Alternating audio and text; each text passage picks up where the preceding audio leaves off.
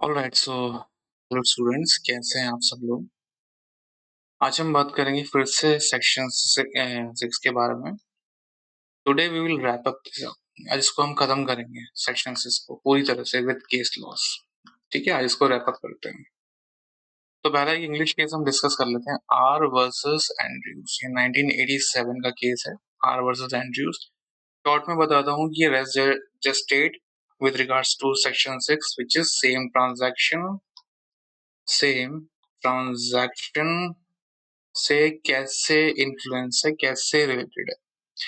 तो थोड़ा पढ़ लेते हैं। This document summarises a House of Lords appeal regarding the admissibility of a hearsay evidence in a criminal trial. Specifically, the court considered whether a statement made by the victim to the police shortly after an attack identifying his assailants could be admitted as an exception to the hearsay. अब वैसे तो देखिए case hearsay exception पे based है, but इसमें हम same transaction कैसे consider करेंगे, मैं शॉर्ट में लिख देता हूँ same transaction. Okay, so what exactly happened in this case. See, होता क्या है, इंग्लिश में देखते, हिंदी में देखते हैं पहले। एक हाउस था, ठीक है। अब इसमें फर्स्ट फ्लोर और सेकंड फ्लोर, ठीक है। एक घर था जिसमें दो लोग रहते थे। They both were the tenants, दोनों टेनेंट्स थे, रेंट पे रहते थे। So what exactly happened is, इन दोनों की आपस में बनती नहीं, ठीक है। फर्स्ट फ्लोर वाले की सेकंड फ्लोर वाले से बनती नहीं थी। सो वन फाइन डे, एक दिन क्या होता है कि जो सेकंड फ्लोर या फिर फर्स्ट फ्लोर वाला, दोनों में से कोई एक, चलिए सेकंड फ्लोर फर्स्ट फ्लोर वाले को दे, तो person who residing at first floor, तो एक दिन वो और उसका फ्रेंड एक रात को बैठते हैं साथ में, दोनों पार्टी करते हैं विथ एल्कोहल, दोनों पार्टी करते हैं। Okay, and right after the party what exactly they do is, दोनों जाते हैं सेकंड फ्लोर पे और सेकंड फ्लोर पे नॉक करते हैं। ये मान लीजिए गेट है, दोनों आए हुए हैं और सेकंड फ्लोर पे नॉक नॉक। ओके, जैसे ही second floor, the person who residing at the second floor opens the door, जैसे ही वो डोर खोलता है, so immediately after what they do, उसको एक बोरी से कवर कर देते हैं, उसको एक एक बैग से उसका फेस कवर कर देते हैं, and they started beating him up, because रंजिश तो पहले से ही थी। उसको एक रिगरस बीटिंग देते हैं, मतलब उसको एक इंस्टेंट हर्ट वाला बीटिंग, बहुत बुरी तरह पीटते हैं। अब व्हाट हैपेंड एग्जैक्टली, अब they both were under the influence of alcohol. So इन दोनों में से कोई एक, जो उसका फ्रेंड होता है, what he does is that, वो चाकू निकाल लेता है। ओके, एंड चाकू निकाल के वो इसमें ठूस देता है। किसमें? फर्स्ट, सॉरी सेकंड फ्लोर वाले में। जो बंदा दूसरे फ्लोर पे था उसको तो पहले तो पीटते हैं, उसके बाद उसमें चाकू घोंप देते हैं। So intense pen and intense blood loss होता है। ओके, अब इसमें सेम ट्रांजैक्शन की हम बात करते हैं। अभी जो आने वाला पार्ट है, listen it carefully, now it will talk about the same transaction. अब होता क्या है, इसको वो पीट पाट के एक चेयर पे बिठा देते हैं। ओके, वैसे बंदा बैठा हुआ है, ठीक है। नाउ ब्लड इज फ्लोइंग, खून बाहर आ रहा है, ठीक है। सो अब वहां से ये दोनों चले जाते हैं। ओके, ये दोनों रफू चक्कर हो जाते हैं, कांड तो कर ही दिया था, दे जस्ट गो, वो दोनों वहां से पीट के चले जाते हैं। अब ये बंदा बैठा हुआ है इस पे, ठीक है, चेयर पे। सो somehow he gathers all his energy, all his will, he went down, वो सीढ़ी से नीचे जाता है, नीचे उतरता है, ग्राउंड फ्लोर पे आता है, and then he makes a phone call to the ambulance, वो एम्बुलेंस को कॉल करता है। Ambulance reaches in between 15 to 20 minutes, ambulance आती है, तब तक ये बंदा बैठा हुआ है अपना बेचारा पकड़ के, अब अपना जहाँ पे चाकू मारा है वहां पकड़ के। ओके, इसको रब कर देते हैं मेनली। अब चाकू लगा है, खून बह रहा है, and ambulance is arriving with in 15 to 20 minutes. Okay, अब इस बीच में क्या होता है, सडनली एम्बुलेंस अराइव्स, एम्बुलेंस 15 से 20 मिनट के अंतराल के बाद, after waiting for 15 and 20 minutes, the ambulance finally arrives. Okay. अब एम्बुलेंस आने के बाद जो एम्बुलेंस का अटेंडी होता है, ओके, ये एम्बुलेंस आ जाती है, ओके। अब एम्बुलेंस का जो अटेंडी होता है, वो इसको जब अंदर एडमिट कर रहा होता है, ये एम्बुलेंस के पीछे का चेंबर होता है, जब स्ट्रेचर पे लेके जा रहा होता है उस बंदे को, तो what exactly happens, he made a dying declaration. मरता नहीं है वो, डाइंग डिक्लेरेशन। वो एक डिक्लेरेशन वो बताता है अपनी आप बीती कि मेरे साथ क्या हुआ, what exactly had happened with me, वो इसको सब कुछ बता देता है, ओके। सेमली, अब जब इसने इस अटेंडी को बताता है, and after that he registers a complaint, okay, that attendee he उसके बिहाफ पे, और ये पर्सन जो था, he registers a complaint after getting, जब ये ठीक हो जाता है उसके बाद ये कंप्लेंट रजिस्टर करता है। तो ये सब जो भी हुआ, जो अटेंडेंस को उसने बताया कि मुझे किसने चाकू मारा, from the from the time he gets healed, जब तक वह पूरी तरह ठीक हो जाता है। अब 2 दिन लगे उसको ठीक होने में, मान लीजिए 2 दिन लगे, and for 2 days he was at bed rest, वो बेड रेस्ट पे था, वो होश में नहीं था, he was unconscious, okay, he was unconscious. तो अब आप मुझे बताइएगा, इन दिस सिनेरियो, इस पूरे सिनेरियो में what will be the same transaction, कौन कौन सी होंगी, ओके। आई आस्क यू, मैं पूछता हूँ अभी, let me remove it, okay, इसको हटा देते हैं, okay. Number 1, just a moment, इसको भी हटा देते हैं, okay, okay, so we have plenty of space here, okay. So number 1, ambulance के आने में 15 से 20 मिनट का टाइम लगता है, तो क्या सेम ट्रांजेक्शन ब्रेक हो जाएगी? क्या सेम ट्रांजेक्शन ब्रेक हो जाएगी? बिकॉज इट टुक 15 से 20 मिनट का टाइम ना, सो नहीं, ऐसा नहीं होगा। Why? Because there was no interruption, there was no interruption, कोई इंटरप्शन नहीं था। अब अगर बीच में ऐसा तो हुआ नहीं कि कोई ये चेयर पे बैठा हुआ था, कोई थर्ड पर्सन आके इसको एक स्टोरी बोल के चला जाए कि भाई ऐसे ऐसे पुलिस को बोलना है। So there might be a chance of interruption, but इस केस में कोई interruption नहीं था। Why? Because there was a delay of 15 to 20 minutes, but there was no interruption. Second, the person, जो person wounded था, जिस person को चाकू लगा था, the victim, जो भी उसने attendee को बताया, जो भी उसने attendant को बताया, that medical attendant, क्या वो same transaction में था? Yes, दोनों ही चीजें same transaction में। Now third, after 2 days passed, 2 दिन पास्ट हो गए, but the person is unconscious. जैसे ही उसको होश आता है वैसे ही वो पुलिस को सारी बात बता देता है, अपना स्टेटमेंट रिकॉर्ड कराता है अंडर 162 इन्वेस्टिगेशन में, सीआरपीसी। तो क्या वो सेम ट्रांजैक्शन में होगा? बिकॉज 2 दिन का गैप आ चुका है, डिले इन एफआईआर, तो क्या एफआईआर की एविडेंशियरी वैल्यू कम होगी उससे? The answer is no, and also that will be also a part of same transaction. Why? Because person was unconscious, वो बंदा अनकॉन्शियस था, वो होश में नहीं था, he wasn't in his conscious. This is the sole reason why this statement will be counted under what? The same transaction. Same transaction में चीजें काउंट मानी जाएंगी, okay.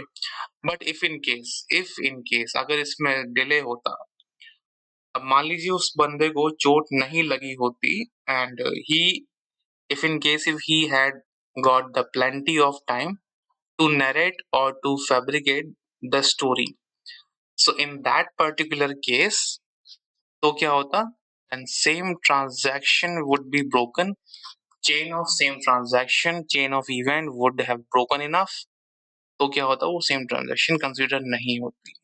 But in that case, in the case of R versus Andrews, this is case for hearsay evidence, but या same transaction के लिए भी हम इसको मेंस आंसर राइटिंग में कोड कर सकते हैं.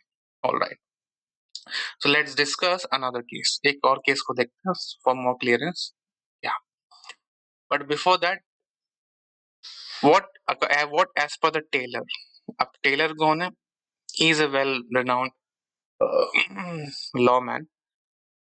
So what Taylor has said, section 6 is a dimension of res gestate, which is concept of English law. यहाँ तक कोई डाउट हमें नहीं होना चाहिए. According to Taylor, res gestate means a fact.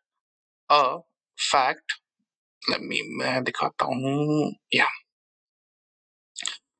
a fact, a transaction. चीजों को note करिएगा. A fact, a transaction or an event. Need to highlight this.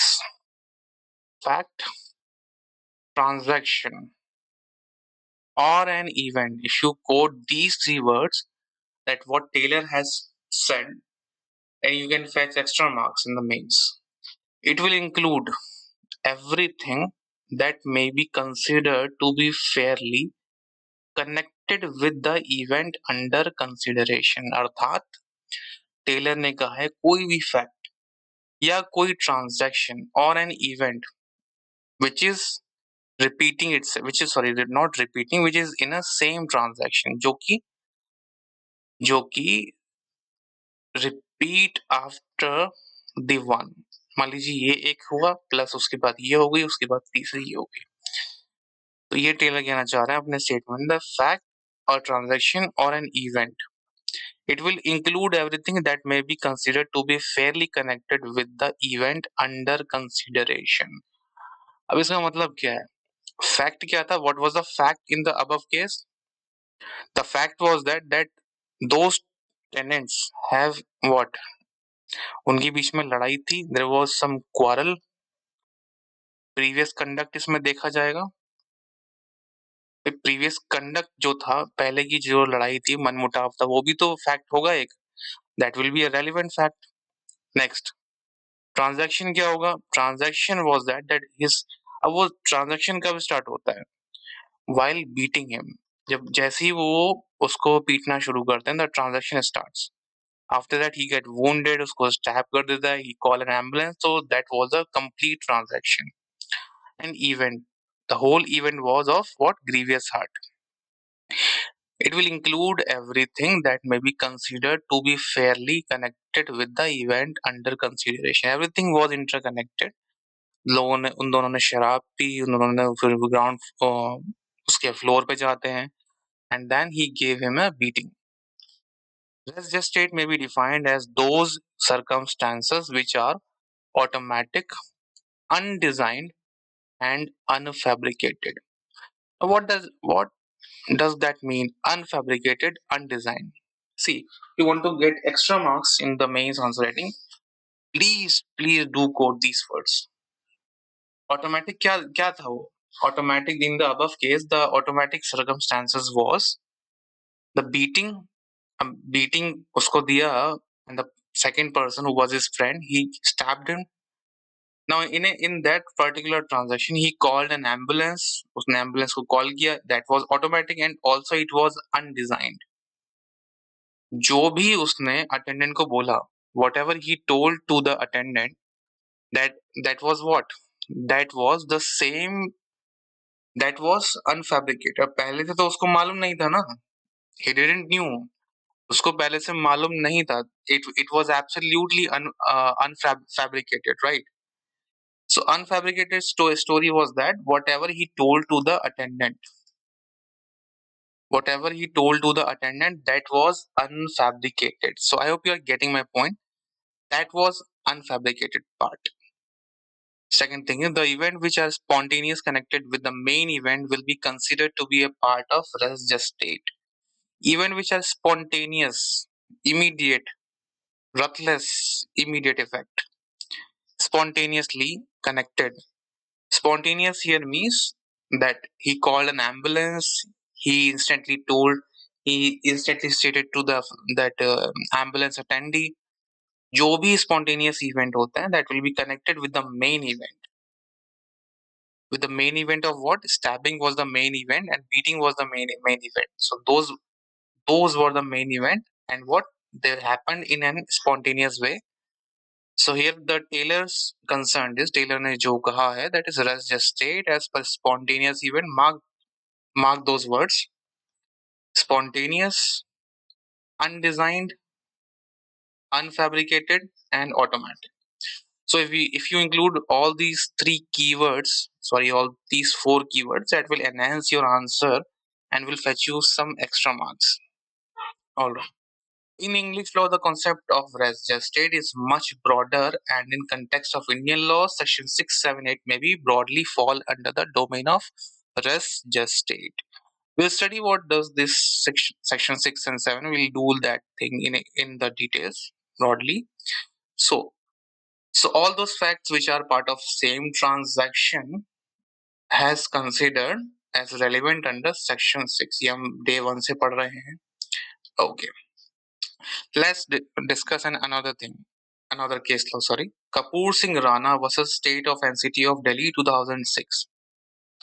Story in short मैं बता देता हूं, आपको पढ़ने की जरूरत नहीं है. Okay. What exactly happened in this case? इसमें होता क्या है? सी, एक मिनट में स्पेस ले लेता हूं इसके लिए. या यहाँ बता देता हूं. Kapoor Singh Rana is the main accused in this case. Kapoor Singh Rana. सो इसका एक कॉल सेंटर टाइप फर्म था, एक कंपनी था कैन से, और he was the boss of a girl. Kapoor Singh Rana, इसको बना देते हैं कपूर सिंह राणा को. अब इसके अंडर एक एक लेडी, एक गर्ल काम करती थी. Okay. So he tried to manipulate her holding that position.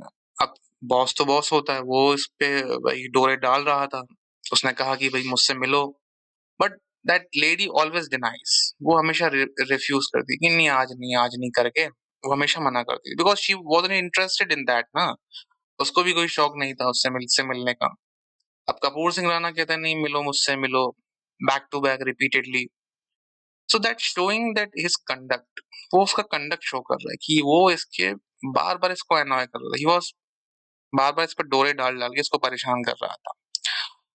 One fine day, एक दिन होता क्या है, कपूर सिंह राणा पता नहीं कहां से इसको मालूम चल जाता है कि that girl is alone at her house. Alone. ये डन नहीं लिखा है, ये अलोन लिखा है. ओके. कपूर सिंह राणा को नॉलेज होती है कि वो लड़की घर पे अकेली है. He made a call. वो एक कॉल करता है उसको घर पे. अगेन ही एम्फसाइज कि मैं घर आ जाता हूँ, मिलते हैं, डेट पे चलते हैं, and so on. But that lady again, that girl again denies कि नहीं, अभी मैं मम्मी से पूछ के बताती हूँ. Mom is not at home. Mummy घर पे नहीं है, मैं मम्मी से पूछ के बताती हूँ. So unfortunately rush he rush toward the house. वो इसके घर चला जाता है. वो इसके घर जाता है. कौन? Kapoor Singh Rana. Let me change the marker. Yeah. Kapoor Singh Rana उस गर्ल के घर चला जाता है. ही नॉक द डोर. लड़की गेट खोलती है. दोनों में आर्ग्यूमेंट होते हैं. किसी बात को लेके दोनों में आर्ग्यूमेंट होना शुरू हो जाते हैं. मैं इन शॉर्ट में आपको केस बता रहा हूँ, पढ़ लीजिएगा. I will attach the case law with in the this pin. मैं पिन कर दूंगा. दोनों में आर्ग्यूमेंट होते हैं, जम के argument. And Kapoor Singh Rana on instant basis ये फटाफट वॉशरूम में जाता है, और जो एसिड की बोतल होती है, वो येलो वाली जिससे टॉयलेट की क्लीन करते हैं ना, आज पहले पहले करते थे. He thrown on his face. वो इसके फेस पे फेंक देता है. ठीक है. Now she instantly landed into the pain. उसको पेन होता है उसको. बहुत सारे लोग अपार्टमेंट के बाहर, वो जो फ्लैट था उसके बाहर खड़े हो जाते हैं तमाशा देखने के भी क्या हो रहा है इन दोनों में। एंड इंस्टेंटली वो वहां से Kapoor Singh Rana he went back, वो वापस भागता है वहां से। कांड तो कर ही दिया, भागेगा ही ना। अब in a meanwhile when Kapoor Singh Rana rush, जब वो अपार्टमेंट से निकल रहा होता है, हर मदर, उसकी मदर, जो लड़की की मदर है, वो सडनली इसको देखती है एंड शी गेट शॉक्ड कि ये यहाँ क्या कर रहा है। वो शॉक हो जाती है कि ये कर क्या रहा है यहाँ पे, इसने कोई कांड तो नहीं कर दिया। अब व्हाट, अब the next step is what, वो देखती है, अंदर जाती है एंड शी सीज व्हाट, कि उसकी बेटी पे किसी ने एसिड फेंका हुआ है। अब उसका शक सीधा उस पे जाता है एंड अंडर 162 सीआरपीसी मदर का स्टेटमेंट रिकॉर्ड होता है। ठीक है, मदर अपने स्टेटमेंट में क्या कहती है दैट उसने कपूर सिंह राणा को देखा। ओके, उसने कपूर सिंह राणा को देखा अपने अपार्टमेंट से निकलते, but what what she forget is, वो कपूर सिंह राणा का नाम लेना भूल भूल जाती है। She forgot to name Kapoor Singh Rana, she forgot to name Kapoor Singh Rana in his testimony under 162 CrPC investigation, because अब वो नाम लेना भूल गए तो that doesn't mean simply means कि ओमिशन हो गया। अब वो ओमिशन तो हुआ नहीं ना भाई, इंस्टेंटली उसने, भाई उसने जो बताया, अब जो लेडी थी, जो लड़की थी, उसने अपनी मदर को बताया that acid is being thrown on her, उसके ऊपर एसिड फेंका गया है। ठीक है, एसिड फेंका गया है। And in a statement to the police under 162 CRPC by her mother, she says कि इस पे एसिड फेंका, एसिड अटैक हुआ है मेरी बेटी पे, but in a rush or या जो भी हुआ, मैं स्लिप हो गया होगा माइंड से। She forgot to name the Kapoor Singh Rana, वो कपूर सिंह राणा का नाम लेना भूल जाती है। Now matter goes into the court, there is a cross argument and there is a cross examination. So while अब 162 सीआरपीसी के जो बयान हम देते हैं उस पे आप जो है वो कॉन्ट्राडिक्ट कर सकते हैं, क्रॉस एग्जामिनेशन नहीं, कॉन्ट्राडिक्ट। सो डिफाइन कॉन्ट्राडीसीटी, कॉन्ट्राडिक्ट कर सकते हैं 162 सीआरपीसी में किसी ने टेस्टिमोनी दी है तो। So in a courtroom defence argue करता है, डिफेंस बोलता है दैट मिस मदर, आपने अपने 162 जो आपने स्टेटमेंट रिकॉर्ड कराया है पुलिस को, in that statement you haven't name Kapoor Singh Rana, आपने उसमें तो कपूर सिंह राणा का बात किया ही नहीं था। सो कोर्ट फोकसेस ऑन कि क्या विक्टिम की जो मदर थी उनसे नरेशन में उनका स्टेटमेंट लिया गया है या फिर क्वेश्चन आंसर फॉर्मेट में, क्वेश्चन आंसर फॉर्मेट। देखिए, दो तरीके होते हैं 162 सीआरपीसी में जब पुलिस आपका बयान लेती है। नरेशन में जो आपने देखा वो स्टोरी टेलिंग, आप खुद पुलिस से खुद बताते हैं जो कि क्या किया, जो कि विक्टिम की मदर ने किया था, नरेशन। अब इसमें कोई चीज मिसिंग के भी चांस हैं कि आप अपनी तरफ से कुछ भूल सकते हैं, बट कोर्ट एम्फसाइज कि अगर क्वेश्चन आंसर में पुलिस ने बयान लिए होते, क्वेश्चन आंसर फॉर्मेट में, कि क्या कपूर सिंह राणा वहां पे था, तो definitely her answer would be yes, कि मदर का आंसर यस ही होता। So it was in the narration form. So the court said, okay, the testimony is correct, and also the testimony was corroborated by circumstantial evidences. By circumstantial evidences से testimony corroborated हुई थी, मतलब क्या, match कर रही थी with the other witness के statement से भी।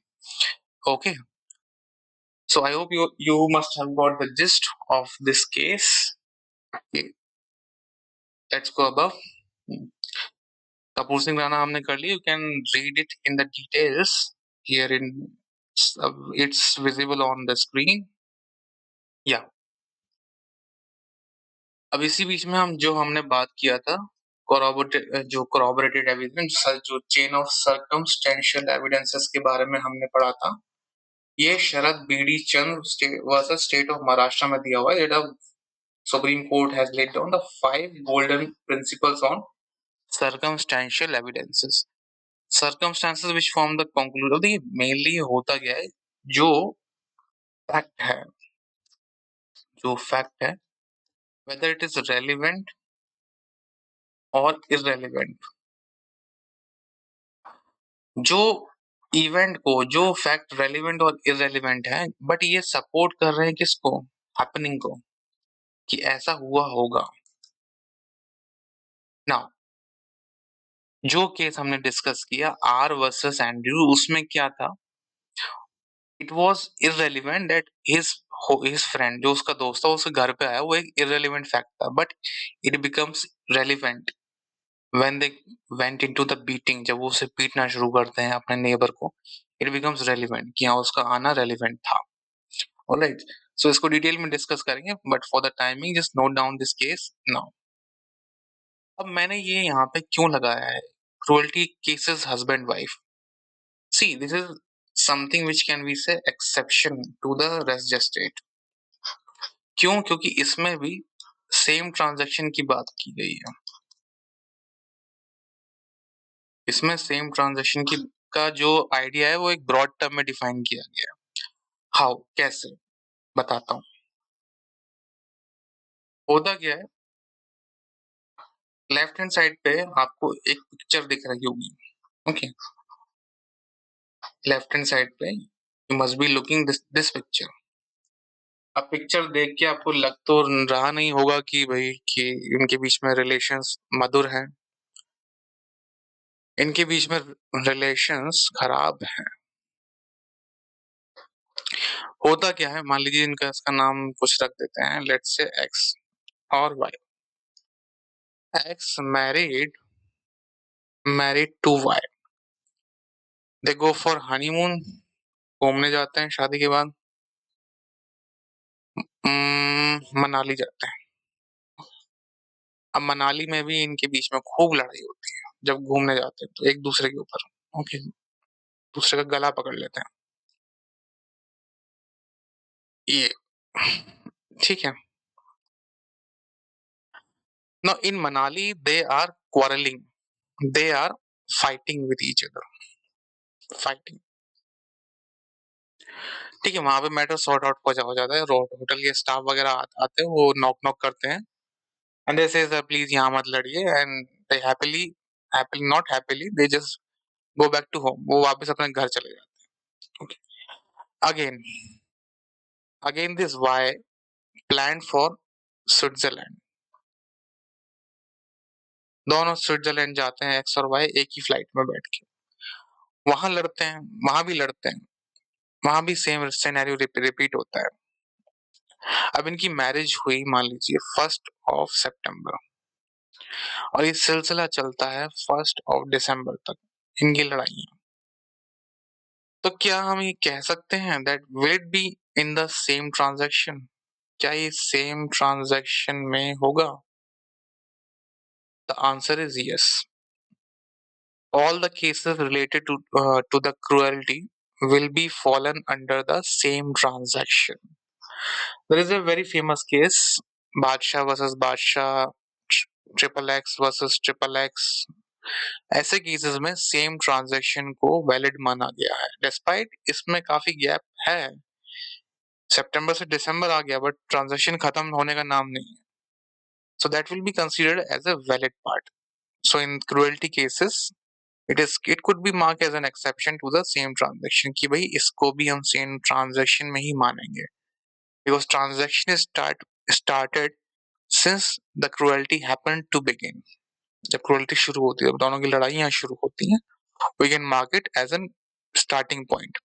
Another example is that, एक और एग्जाम्पल लेते हैं, या मैंने यहाँ मेंशन नहीं किया है, मैं यहाँ पे लिख देता हूँ, वेजिंग वॉर अगेंस्ट कंट्री। आपने एक मूवी देखी होगी स्पेशल ऑप्स, उसमें एक सीन है पार्लियामेंट अटैक का, पार्लियामेंट अटैक का सीन है जो कि हुआ भी था। अब पार्लियामेंट अटैक की प्लानिंग एक महीने पहले शुरू हो गई थी. The terrorist was in India. They were in India some couple of days ago. Okay, वो पहले ही यहाँ आ चुके थे. They were analyzing the facts कि वो कैसे पार्लियामेंट हाउस में घुसेंगे and how will they conduct the entire operation. कैसे वो क्या करेंगे. तो parliament attack and this waging war against country like planning on maps. Indian maps में वो मार्क कर रहे थे. ठीक है. Phone calls repeatedly Pakistan phone call कर रहे थे. So that will also be considered as a same transaction. ये भी पूरा एक ही ट्रांजैक्शन माना जाएगा. I hope you are getting कि ये पूरा सिनेरियो जहां से इन लोगों ने प्लानिंग करना शुरू किया. They hired A car. Also in लोगों ने एम्बेसडर कार खरीदी थी दिल्ली से ही सेकेंड हैंड. वो भी इस ट्रांजेक्शन का पार्ट हो.